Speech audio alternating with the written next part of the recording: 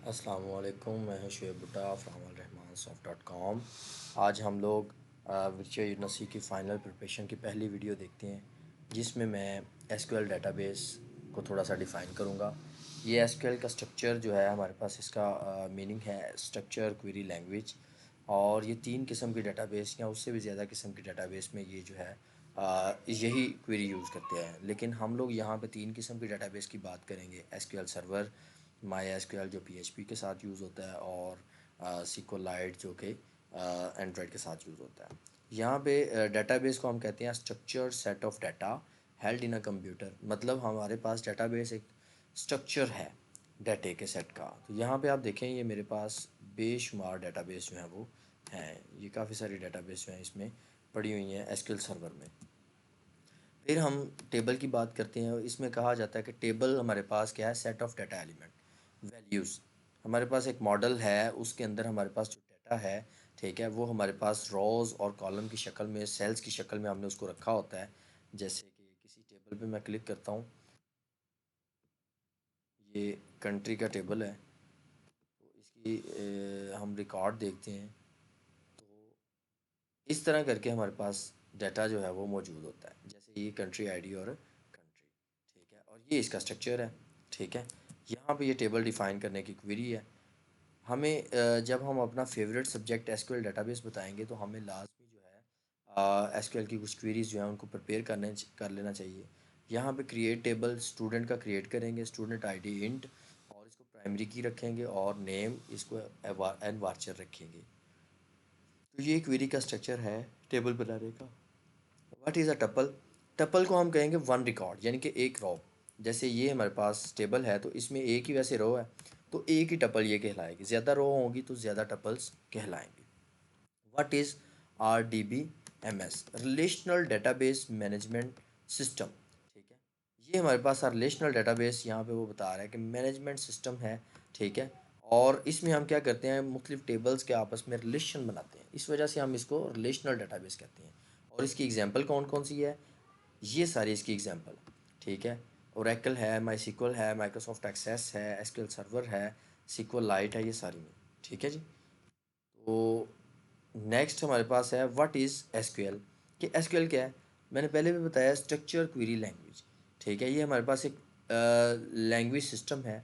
Originally हमारे पास SQL जो है, ये हमारे पास फोर्थ जनरेशन लैंग्वेज है, ठीक है। फोर्थ जनरेशन लैंग्वेज ऐसी लैंग्वेज जो इंसान को जल्दी से समझ आए, बट इसको कन्वर्जन में थोड़ा सा प्रॉब्लम हो। जैसे यहाँ पे डिफ़ाइन किया है, लैंग्वेज कम्युनिकेशन होती है, डेटाबेस, ठीक है। आंसी स्टैंडर्ड इसमें यूज़ होता है। और ये हमारे पास फोर जनरेशन लैंग्वेज है। फोर जनरेशन लैंग्वेज की ये सारी एग्जांपल्स हैं। फिर वो कहता है what are different different type of SQL statement. मुख्तलिफ़ किस्म की एसक्यूएल स्टेटमेंट जो है हमारे पास होती हैं। तो बिल्कुल बहुत सारी स्टेटमेंट्स होती हैं, जैसे questions for fresher. SQL statement are broadly classified into three, ठीक है जी। थ्री किस्म की हम एसक्यूएल जो हमारे पास स्टेटमेंट्स होती हैं। एक है डीडीएल स्टेटमेंट्स। डीडीएल होती है डाटा डेफिनेशन, ठीक है। जैसे हमने कोई टेबल क्रिएट की क्वेरी लिखनी है, टेबल आल्टर या टेबल ड्रॉप, मतलब हमने कोई टेबल बनाना है, ड्रॉप करना है, क्रिएट करना है या उसको बदलना है, तो वो क्वेरीज हमारे पास डीडीएल टाइप क्वेरीज कहलाएंगी। डीडीएल के बाद हमारे पास डीएमएल होती हैं, ठीक है। ये सेकंड टाइप है। DML is use for manipulation, कि डाटा के साथ मैनिपुलेट करना है। हमने रिकॉर्ड एक टेबल बना लिया, ठीक है, टेबल के अंदर डाटा इंसर्ट करना, उसको डिलीट करना, उसको अपडेट करना, ये हमारे पास डीएमएल कहलाता है, ठीक है। बाकी डिटेल से आप देखते जाइएगा। फिर हमारे पास है डाटा कंट्रोल लेयर, ठीक है। डाटा कंट्रोल में ये होता है कि हम एक डाटाबेस का एडमिनिस्ट्रेटर बना देते हैं, जो कि डाटाबेस को क्रिएट करता है, डाटाबेस की प्रिविलेजेस भी सेट करता है कि ये बंदा डाटाबेस में अपडेट कर सके, ये चेंजेस कर सके, ये ना कर सके।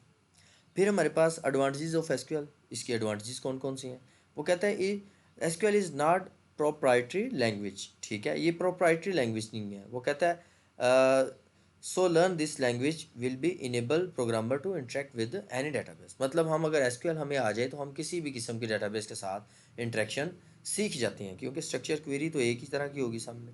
एसक्यूएल इजी टू लर्न, ये आसान है, ठीक है। What is a field in database? Field क्या कहलाएगा? A field is an area within a record reserve for specific piece of data. ये हमारे पास एम्प्लॉय नेम, जो हम टेबल को नाम देते हैं, ये हमारे पास एग्जांपल ऑफ फील्ड है। जैसे यहाँ पे मेरे पास कंट्री आईडी और कंट्री, ये कंट्री के टेबल में कंट्री आईडी और कंट्री ये हमारे पास फील्ड भी हैं, इनको कॉलम भी कह देंगे, लेकिन डेटाबेस में इसको फील्ड ही कहते हैं। What is record? Sir record है जो वैल्यूज़ हैं जो हमने उस टेबल में रखी हुई हैं, record of employee, record of salary. What is table in database? Table क्या है? Collection of record. फिर उसकी एग्जांपल आ गई है डेटाबेस ट्रांजैक्शन। अब डेटाबेस में ट्रांजैक्शन भी होती हैं, तो ये क्या होती हैं? Transaction, database transaction takes database from one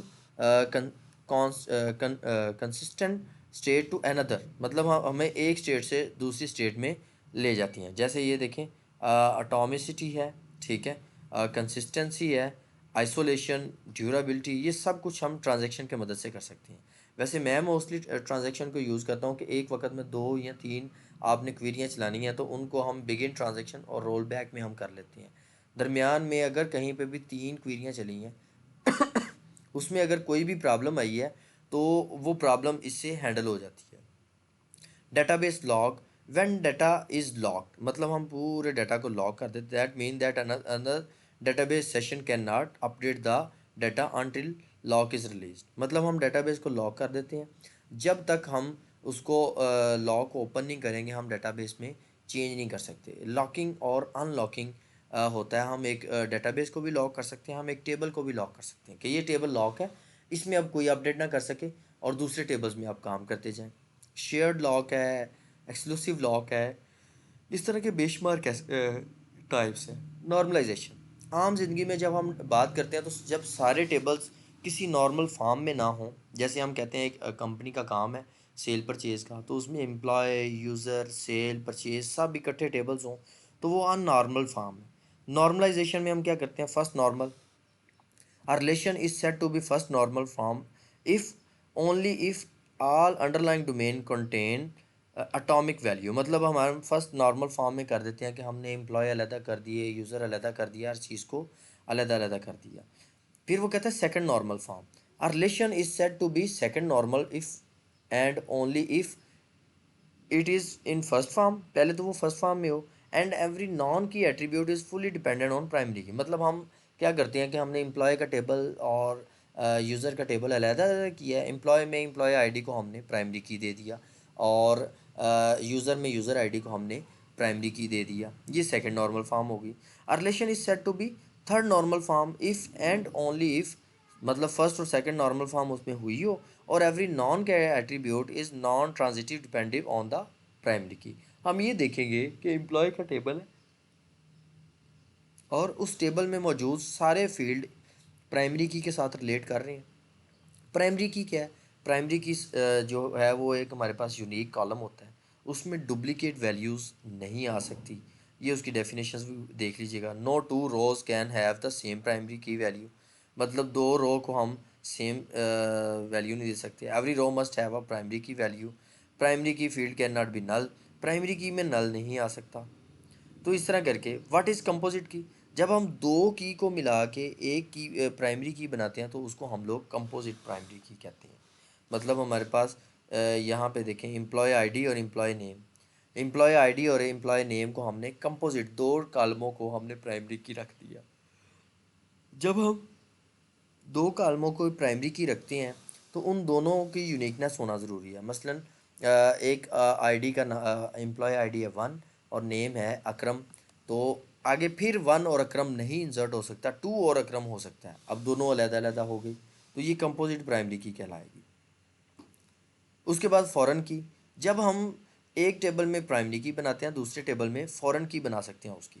जैसे मेरे पास यहाँ पे एक टेबल होगा, फ़र्ज़ करें सिटी कंट्री, कंट्री में मेरे पास फील्ड हैं कंट्री आईडी और कंट्री। अब जब मैंने सिटी का टेबल यूज़ करना है तो सिटी के टेबल में भी मुझे कंट्री चाहिए, ठीक है, ये देखें, तो इधर भी मुझे कंट्री चाहिए। अब ये जो सिटी का टेबल कंट्री आईडी यूज़ कर रहा है ये यहाँ पे एज आ फॉरेन की यूज़ कर रहा है, जबकि कंट्री में ये कंट्री आईडी एज आ प्राइमरी की है। तो इस तरह करके, जबकि फॉरेन की डुप्लीकेट हो सकता है, एक कंट्री जो है वो उसके मल्टीपल सिटीज़ हो सकते हैं, जैसे पाकिस्तान है तो पाकिस्तान जो है इसके मल्टीपल सिटीज़ हो सकते हैं लेकिन कंट्री एक ही होगा। तो इस तरह प्राइमरी की और फॉरेन की का रिलेशन हमें चाहिए होता है, ठीक है। वो यहाँ पे बता रहा है one table primary key field is added to related many table in other to create common field. ठीक है, वो आगे दो तीन टेबलों में भी हम ये लगा सकते हैं।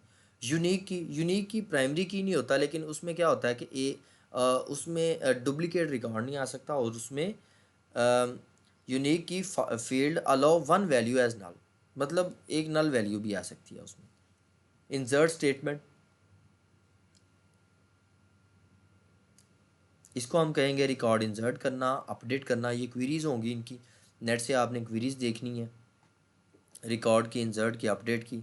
डिफ़ाइन ज्वाइन, मुख्तलिफ़ किस्म के हम टेबल्स में ज्वाइन भी लगाते हैं। ठीक है, जिसमें राइट ज्वाइन जब हम लगाते हैं तो हम कहते हैं दो टेबलों का ज्वाइन लगाया, हम कहते हैं राइट टेबल का जो है वो रिकॉर्ड जो है, जब हम राइट ज्वाइन लगाते हैं तो राइट टेबल का रिकॉर्ड आना ज़रूरी है, अगर लेफ़्ट टेबल का रिकॉर्ड नहीं है तो काम चल जाएगा।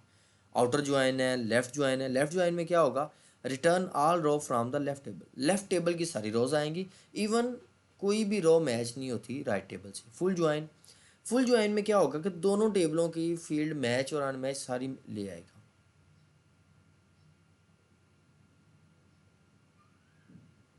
फिर हमारे पास आगे व्यूज़ हैं, मटेरियल व्यू है, यहाँ पे एडवांटेजेस और डिसएडवांटेजेस हैं। ठीक है, और स्टोर प्रोसीजर हम यूज़ करते हैं।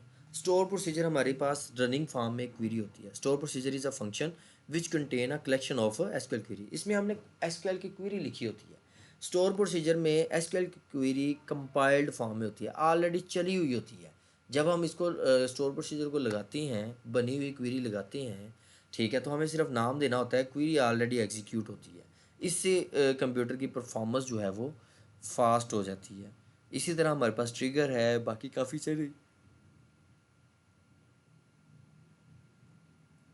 काफ़ी सारी इसमें चीज़ें हैं। रिलेशनशिप है, one to one, one to many, many to many, एक टेबल का एक टेबल के साथ, एक टेबल का मैनी टेबल के साथ, मैनी टेबल का मैनी टेबल्स के साथ, ये रिलेशन होता है। तो और भी काफ़ी सारी क्वेरीज़ हैं जो आप इसमें कर सकते हैं। तो ये वीडियो आपको एसक्यूएल के क्वेश्चंस में कुछ हेल्प कर सकती है। इसके अलावा भी कुछ एसक्यूएल के कनेक्शन देखें और अपने आप को फुली प्रिपेयर करें वाइवा के लिए। Thank you.